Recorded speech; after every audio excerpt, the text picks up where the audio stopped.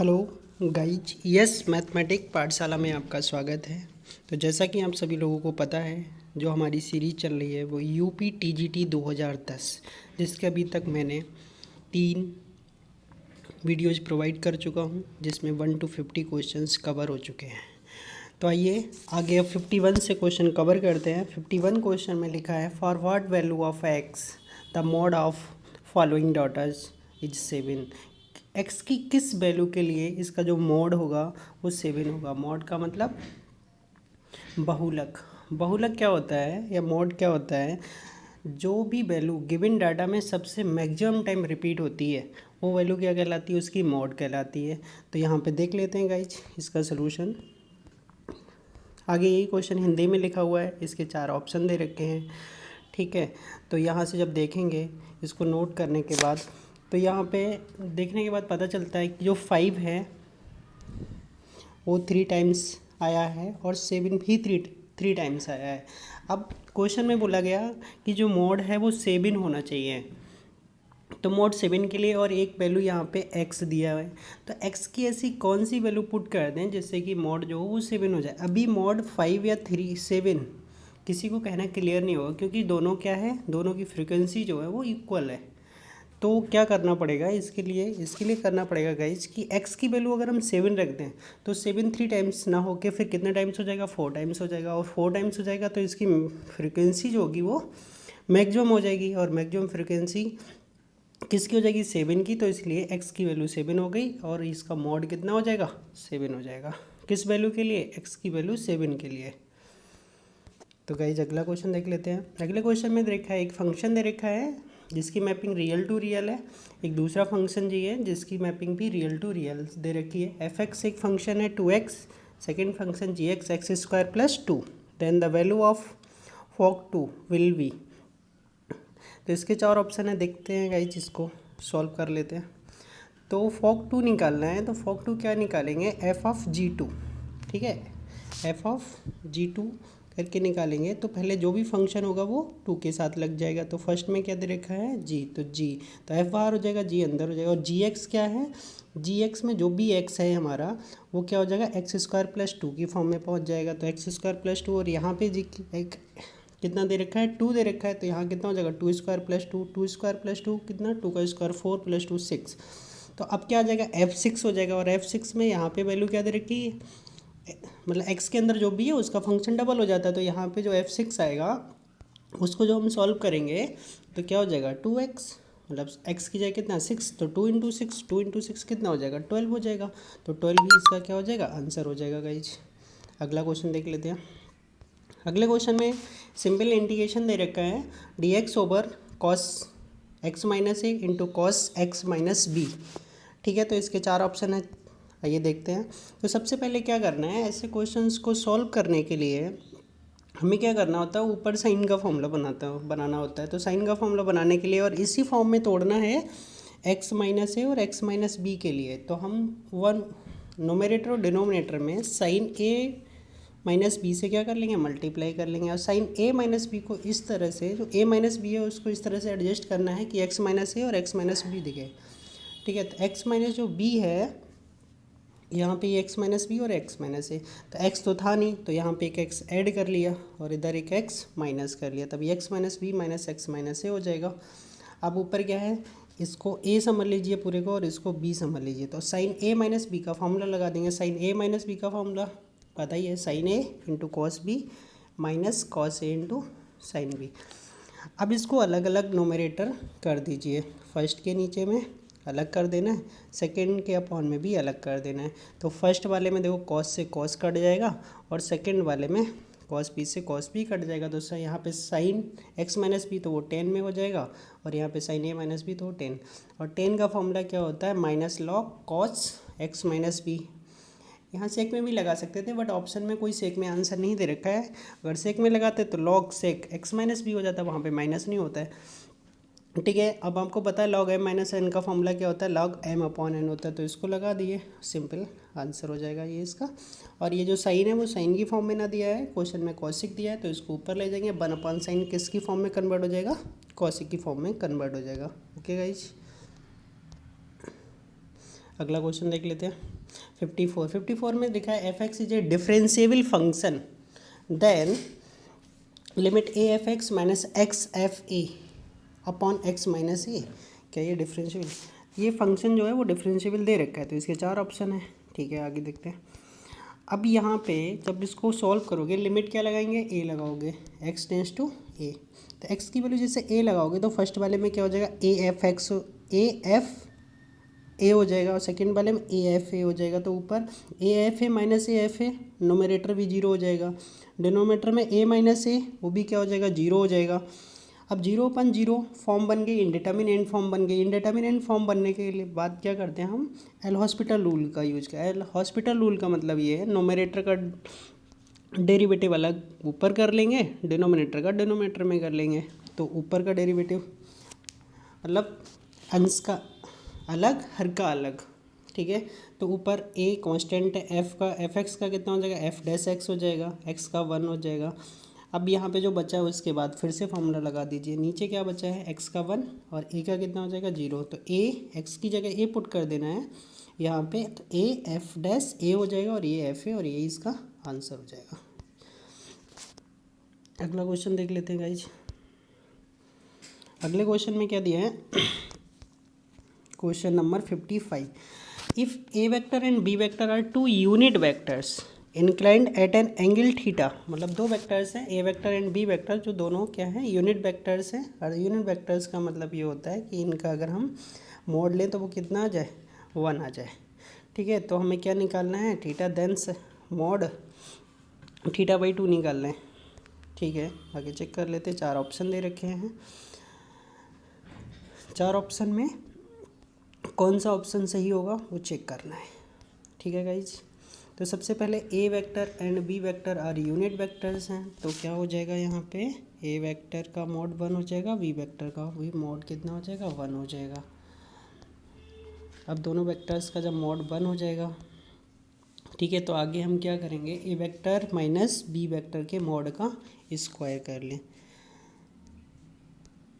ए vector minus, तो ये simply खोल लेंगे, जैसे A square minus B square. Simply इसकी मल्टीप्लाई इस तरह से नहीं होती, बट शॉर्ट फॉर्म में, क्योंकि हमें एग्जाम में करने के लिए टाइम कम होता है तो इसलिए डायरेक्ट भी ओपन कर सकते हैं। वैसे क्या करना है, A vector minus B vector एक ब्रैकेट में रहेगा, फिर डॉट लगा के A vector minus B vector second bracket में, फिर इनका मल्टीप्लाई करेंगे, तब ये इस तरह से लिखेंगे। ठीक है, अब यहाँ पे ए वेक्टर ये भी 1 हो गया, 1 हो जाएगा, 1 1, और यहाँ पे ए वेक्टर डॉट बी वेक्टर का फिर से फार्मूला खोल दिया। ठीक है, अब ये भी क्या हो जाएगा, 1 1 कितना हो जाएगा, 2, ए वेक्टर फिर बी वेक्टर, ये भी क्या हो जाएगा, 1। तो यहाँ से 1 + 1 कितना हो जाएगा, 2 - 2, और ए वेक्टर ये भी दोनों कितना हो जाएंगे, 1, तो 2 cos थीटा। तो 2 कॉमन कर लेंगे तो अंदर क्या बचेगा, 1 - cos थीटा। तो cos थीटा का फॉर्मूला लगा दें, 1 - sin स्क्वायर θ/2। तो 1 - sin स्क्वायर आगे लगा माइनस, तो अंदर वाला प्लस हो जाएगा, 1 से 1 कैंसिल हो जाएगा। तो ये क्या हो जाएगा गाइज, 4 sin स्क्वायर θ/2। तो हमें क्या चाहिए, sin θ/2। तो जो 4 है वो लेफ़्ट हैंड में ले आइए, तो लेफ़्ट हैंड में इसके अपॉन में आ जाएगा, उसके बाद इसका स्क्वायर रूट ले लेंगे, तभी ये आंसर हो जाएगा गाइज। ठीक है, अगला क्वेश्चन देखते हैं।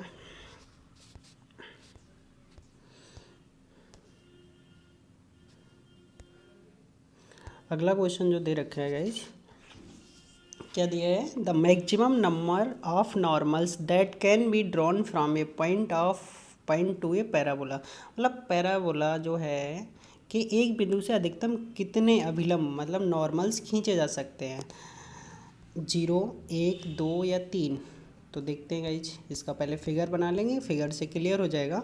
जैसे एक ऐसे एक पॉइंट ले लिया, ठीक है, और यहाँ पे एक इस टेंजेंट बना लिया इस कर्व का। ठीक है, तो एक टेंजेंट ये हो गया, एक टेंजेंट ये और एक टेंजेंट ये। तो 3 ही टेंजेंट यहाँ पे ऐसे बनेंगे जिसके साथ हम 90 डिग्री का एंगल बना सकते हैं। तो एस पॉइंट से इस पॉइंट पे एक नॉर्मल डाल दिया, एक इस पॉइंट पे नॉर्मल और एक यहाँ पे नॉर्मल।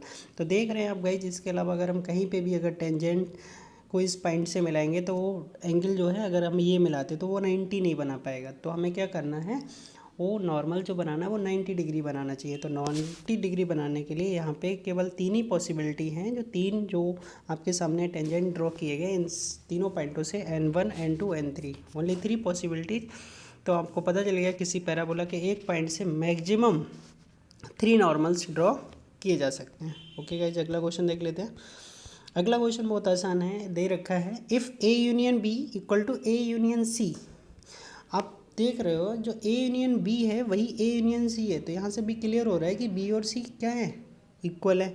बट एक कंडीशन और दे रखी, a intersection b equal to a intersection c, ये भी इक्वल है। अगर केवल एक पॉसिबिलिटी है तब हम नहीं बोल सकते कि बी इक्वल टू सी होगा, बट दोनों पॉसिबिलिटी यहाँ पे गिवन है आपके लिए कि a union b equal to a union c and a intersection b equal to a intersection c. तो इनसे केवल एक ही पॉसिबिलिटी निकल के आएगी, कौन सी, कि बी इक्वल टू क्या हो जाएगा, सी हो जाएगा।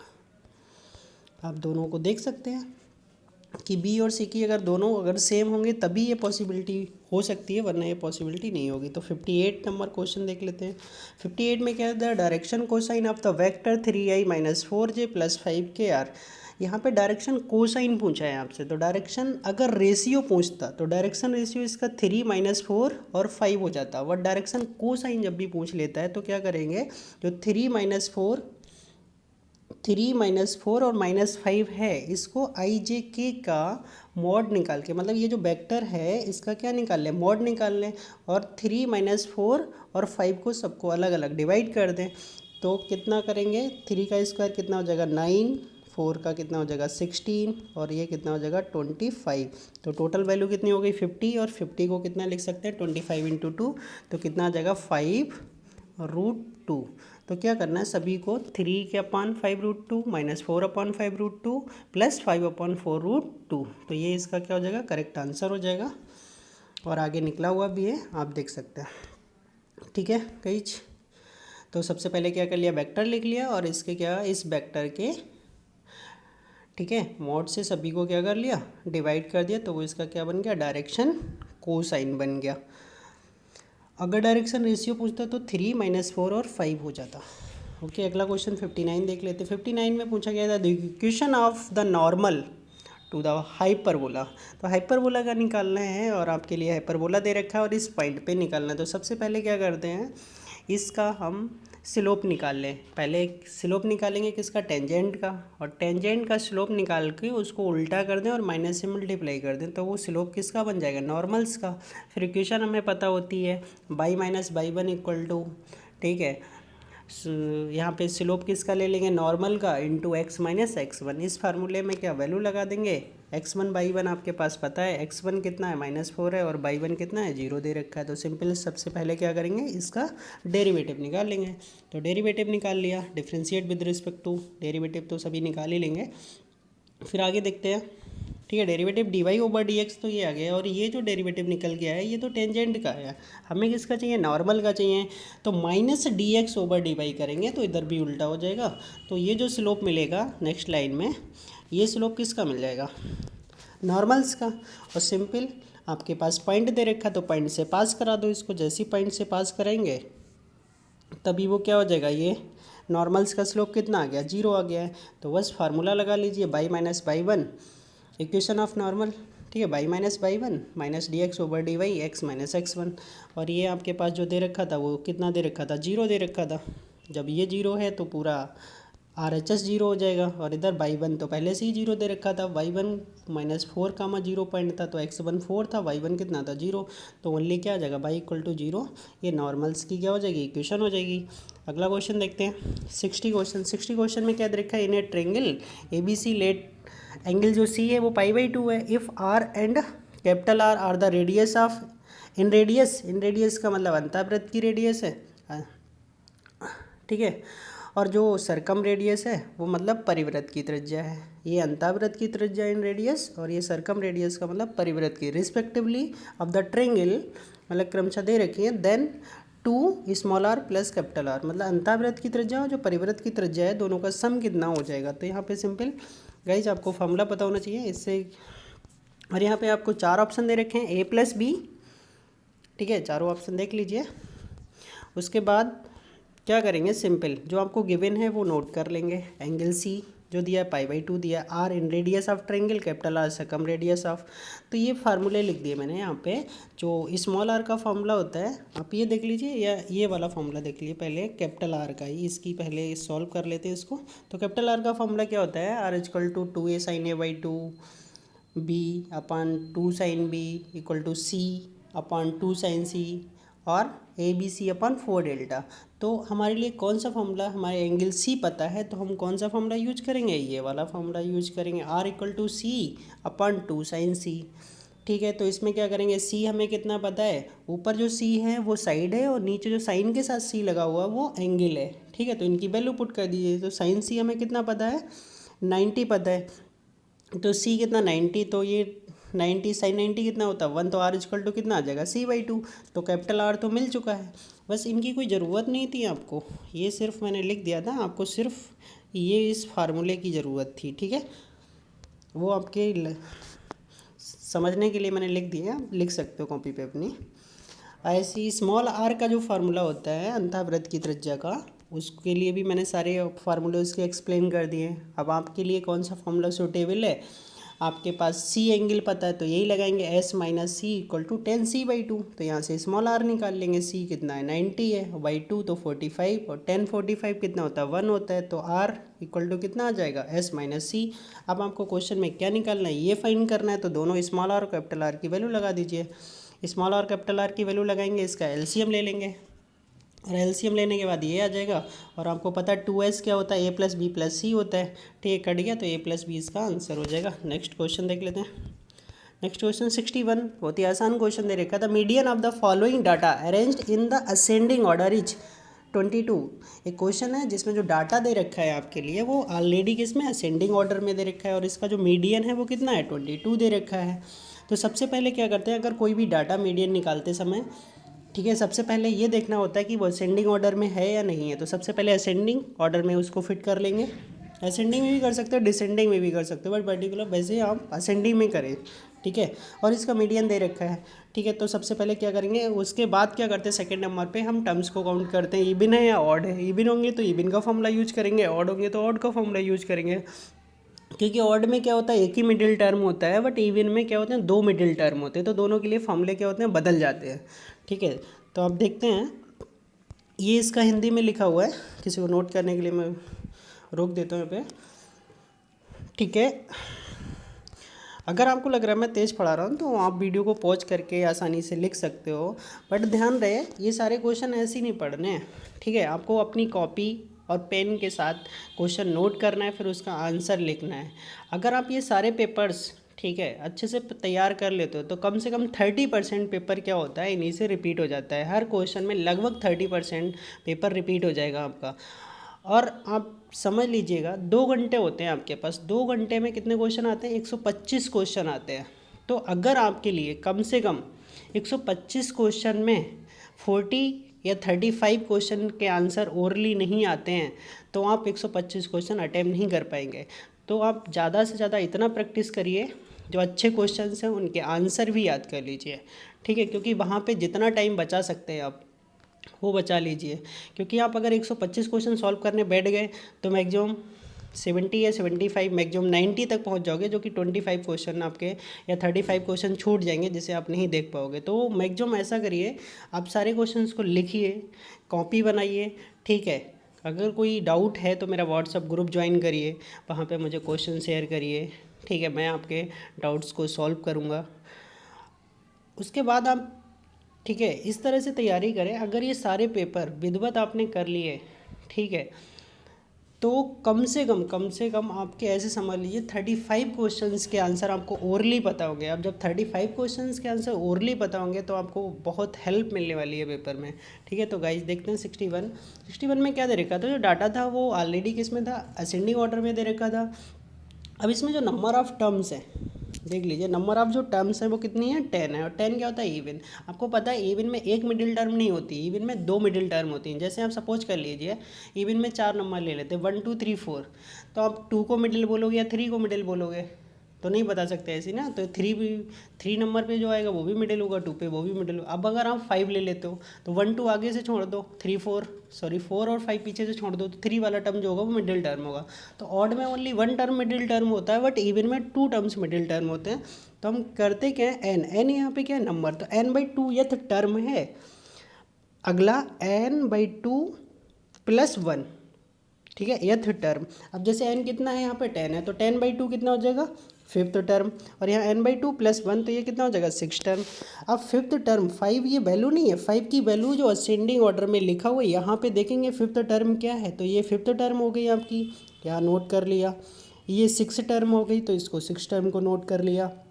अपॉन में 2 चल रहा है। मीडियन क्वेश्चन में आपको गिवन था कितना, 22, तो आप क्रॉस मल्टीप्लाई करके आगे सॉल्व कर सकते हैं। इतना इजी हो गया आप, ठीक है। तो यहाँ से x की वैल्यू क्या कर लेंगे, फाइंड कर लेंगे। नेक्स्ट क्वेश्चन देख लेते हैं।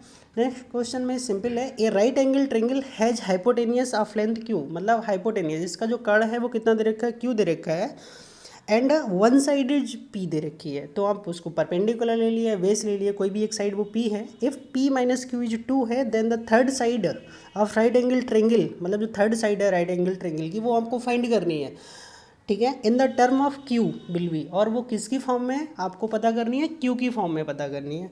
तो देख लेते हैं, समकोण त्रिभुज दे रखा है, तो इसके 4 ऑप्शन देख लेते हैं। ये 4 ऑप्शन हो गए, इसके कौन सा ऑप्शन करेक्ट होगा क्वेश्चन करने के बाद पता चल जाएगा। तो अभी ये क्या बना लिया, राइट एंगल ट्रायंगल। हाइपोटेनियस पहले से ही क्लियर था, कितना दे रखा था, हाइपोटेनियस था इसका क्यू, ठीक है। एक साइड कितनी थी पी, थर्ड साइड को हमने अपनी तरफ से कितना कंसीडर कर लिया, एक्स कंसीडर कर लिया, ठीक है। ये क्वेश्चन में कंडीशन गिवन है। तो राइट एंगल ट्रायंगल का क्या होता है फॉर्मूला, वही हाइपोटेनियस का square equal to base square plus perpendicular square. तो हाइपोटेनियस क्या हो गया, क्यू स्क्वायर हो गया, बेस पी स्क्वायर और ये बाई स्क्वायर। तो यहाँ से क्या करिएगा, इस बाई स्क्वायर की वैल्यू निकाल लीजिए। तो बाई स्क्वायर यहाँ से क्या हो जाएगा, बाई स्क्वायर रहने दीजिए, क्योंकि आप पी स्क्वायर की निकालिए, क्योंकि पी जो आएगा ना वो इन टर्म ऑफ क्यू निकालना है, ठीक है। तो हम यहाँ से कोई सी एक वैल्यू फाइंड कर लीजिए, सपोज बाई स्क्वायर सब ने यहाँ से निकाल लिया, ठीक है। अब यहाँ से क्या करो, आपको गायब क्या करना, बाई तो निकालना ही है, तो बाई को एक साइड कर लिया।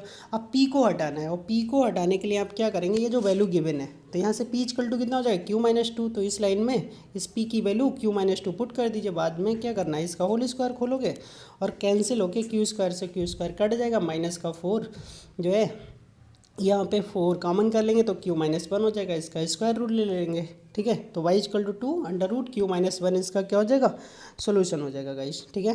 तो नेक्स्ट क्वेश्चन देख लेते हैं। नेक्स्ट क्वेश्चन जो दे रखा है 33, वीडियो लंबा हो रहा है। तो 33 क्वेश्चन में लिखा है, if A particle is projected with velocity u, मतलब एक जो पार्टिकल है वो u वेलोसिटी से है, ठीक है, मूव कर रहा है, सो दैट इट्स रेंज मतलब प्रास on horizontal plane is twice the greatest height, मतलब जो इसका रेंज है वो मैक्सिमम हाइट का कितना है, 2 टाइम्स है, अटेन करता है। सो द रेंज ऑब्टेन, तो इसकी हमें क्या निकालनी है, रेंज निकालनी है, ठीक है। तो ये 4 ऑप्शन दे रखे हैं, चारों ऑप्शन को क्या करेंगे, अब आगे देख लीजिए। जो रेंज था वो 2 टाइम्स ऑफ किसका था, हाइट का। वेलोसिटी कितना कर लिया, u, तो r क्या होता है, u² sin 2θ/g, और ये क्या होता है 2, तो फार्मूले वो अलग से दे रखा है, u² sin² θ/g। तो यहाँ 2 से 2 पहले कैंसिल कर देंगे, ठीक है। इस साइड में क्या करेंगे, 2 से 2 कैंसिल कर दिया, ठीक है। फिर बाद में g से g कैंसिल कर दिया, u² से u², तो यहाँ से क्या किया, sin θ निकाल लिया, ठीक है। तो एक साइन 0 हो गया, वो यहीं पे छोड़ दीजिए, उसकी वैल्यू नहीं ज़रूरी नहीं है। अब अगला जो दूसरा वाला पार्ट इसका बचा, यहाँ से एक सॉल्व कर लिया, इसको सॉल्व किया तो यहाँ से tan θ = 2 आ गया। बट हमें क्या निकालना, रेंज निकालना। तो रेंज का फॉर्मूला क्या है, ये है। तो इसके लिए आपको क्या करना पड़ेगा, साइन मतलब थीटा फाइंड करना है। तो साइन थीटा फाइंड करना है, तो tan θ = 2 है, तो ट्रेंगल बना के हम क्या करेंगे, इसको फाइंड कर लेंगे। ट्रेंगल बनाएंगे, tan θ = 2, tan क्या होता है, परपेंडिकुलर अपॉन बेस, तो परपेंडिकुलर अपॉन बेस, हाइपोटेनियस कितना आ जाएगा, 2 का स्क्वायर, 4 + 1 का अंडर रूट, प्लस ये कितना आ जाएगा, अंडर रूट 5। तो साइन थीटा निकाल लेंगे, क्या हो जाएगा, परपेंडिकुलर अपॉन हाइपोटेनियस, और कॉस थीटा कितना हो जाएगा, बेस अपॉन हाइपोटेनियस। फिर फार्मूले में वैल्यू लगा देंगे, और फार्मूले में वैल्यू लगाने के बाद, ठीक है, तो u² 2 × 1 2/√5 1/√5, तो 2 × 2 4, u² √5 कितना हो जाएगा 5, तो 4u² अपॉन 5G, इसका क्या हो जाएगा, रेंज हो जाएगा। नेक्स्ट क्वेश्चन देखते हैं 64 में लिखा the function y equal to a 1 minus cos s is maximum when x क्या होना चाहिए, तो एक्स की वैल्यू के लिए क्या, तो सबसे पहले जो फंक्शन दे रखा है, ठीक, पहले इसके देख लीजिए 4 ऑप्शन, पाई/2 -पाई/2 -पाई/6, ठीक है। ओके गाइस, आगे देखते हैं। तो सबसे पहले जो फंक्शन दे रखा है, मतलब जो फंक्शन दे रखा है y equal to a 1 minus cos x is maximum when x, तो सबसे पहले इस बाई का क्या करना है, डेरिवेटिव निकालना है। और मैक्सिमम निकालने के लिए क्या करते हैं, फर्स्ट डेरिवेटिव को जीरो कर लेते हैं। फर्स्ट डेरिवेटिव को जीरो करने के बाद यहाँ से जो भी एक्स की वैल्यू आएगी वही इसका क्या हो जाएगा, मैक्सिमम या मिनिमम हो जाएगा। और मैक्सिमम पहले ही दे रखा है तो मैक्सिमम ही आएगा, ठीक है। तो इसका फर्स्ट डेरिवेटिव निकाल लिया, ये तो बाहर है, 1 का 0, कॉस एक्स का माइनस साइन एक्स, और माइनस पहले लगा तो प्लस, तो ये dy/dx ए साइन एक्स हो गया, ठीक है। और for maximum and minima first derivative को जीरो किया, यहाँ से ए तो जीरो होगा नहीं, कोई कांस्टेंट दे रखा है, but sine x equal to zero. अब साइन में क्या होता है, साइन जीरो की वैल्यू भी जीरो होती है, साइन पाई 2π3, मतलब साइन एन पाई क्या होता है, जीरो होता है, जहाँ एन किससे बिलोंग करता है, इंटीजर से बिलोंग करता है, ठीक है। तो यहाँ पे साइन जीरो की वैल्यू भी जीरो कर सकते हैं साइन, जबकि जीरो जो है वो हमारा ऑप्शन में नहीं दिया है, ठीक है। तो इसके लिए फिर हम क्या करेंगे, पाई 2π 3π, तो सिर्फ क्या है आपका, बाकी सब एक ही ऑप्शन ए वाला क्या हो जाएगा, करेक्ट हो जाएगा। ओके, क्योंकि एन पाई साइन क्या होता है, जीरो, तो अगली बार में क्या कर लेंगे, साइन जीरो साइन पाई, तो एक्स इक्वल टू कितना हो जाएगा, पाई। लास्ट क्वेश्चन देख लीजिएगा इस वीडियो का, एंगल बिटवीन द लाइन, और ये आपको क्या दे रखा है, एक लाइन दे रखा है, ठीक है, पहली, एंड द नॉर्मल प्लेन, और एक प्लेन दे रखा है, एक लाइन है और एक प्लेन है, इनके बीच में आपको एंगल फाइंड करना है, ठीक है गाइस। तो देखते हैं, बहुत आसान क्वेश्चन है, आपने पढ़ रखा होगा कॉस थीटा का फॉर्मूला। कॉस थीटा क्या होता है, सिंपल, सबसे पहले ये चीज़ देख लीजिए, जो आपका ये होता है, ये तो एक पॉइंट होता है, ठीक है, फर्स्ट वाला a plus lambda v vector, इस तरह से पढ़ा होगा। और ये वाला जो होता है वो क्या होता है, वेक्टर होता है, ऐसे इसमें ये वेक्टर होता है, ठीक है। तो क्या करेंगे, आप एंगल्स किसके बीच निकालेंगे, ए वेक्टर और बी वेक्टर के बीच में निकालेंगे, तो एक वेक्टर यहाँ हो गया, एक वेक्टर यहाँ हो गया, तो first vector into second vector, और इसको डिनोमीटर में क्या कर देते हैं, डिवाइड कर देते हैं, किससे, इसके डिटरमिनेंट, सॉरी मॉड से इसको क्या कर देंगे, डिवाइड कर देंगे, तो 1 का स्क्वायर 1 और 1 का 1, तो दोनों के मॉड से इसको डिवाइड कर देंगे, तो यहाँ से ऊपर कितना आ गया 4 और नीचे कितना आ गया, फर्स्ट का √3 और सेकंड का √6, तो √6 को √3 इंटू √2 कर लेंगे, √3 3 हो जाएगा, 2 बाहर हो जाएगा, और थीटा इक्वल टू ये आ जाएगा, ठीक है। तो गाइज आपके ये 65 क्वेश्चन सॉल्व हो गए हैं इस वीडियो के अंदर, जब जो मैंने 51 से स्टार्ट किए थे। तो सभी लोग अच्छे से कंटिन्यू पढ़ते रहिए, इसके बाद नेक्स्ट वीडियो आएगी, उसमें आपके क्वेश्चन 66 से लेके 80 तक क्वेश्चंस होंगे, ठीक है। तो मैं 1 बाई 1 ऐसी सारी वीडियो डालता रहूँगा जब तक कि सारे पेपर टीजीटी और पीजीटी के सॉल्व नहीं हो जाते। जैसे ये टीजीटी का ये पेपर सॉल्व होने के बाद अगला पेपर जो मैं बनाऊँगा वो पीजीटी का बनाऊँगा, ठीक है। तो गाइज सभी लोग इसको लाइक कर दीजिए, शेयर कर दीजिए एंड कमेंट कर दीजिए, और मेरा चैनल सब्सक्राइब कर लीजिए। So guys thank you for watching this video.